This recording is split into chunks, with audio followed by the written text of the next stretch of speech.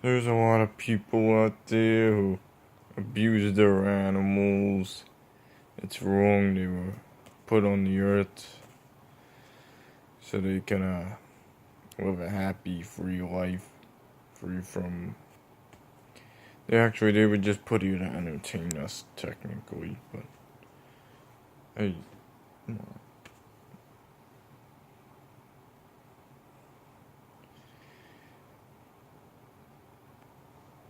I don't celebrate Easter. The true Jesus does not celebrate Easter, and anyone that celebrates Easter is not of God. Anyway, animals and humans don't have the same type of brain. I mean, I guess they have the same type of brain, but animals have the spirit of intellect. Oh yeah, well, it's wrong to abuse animals.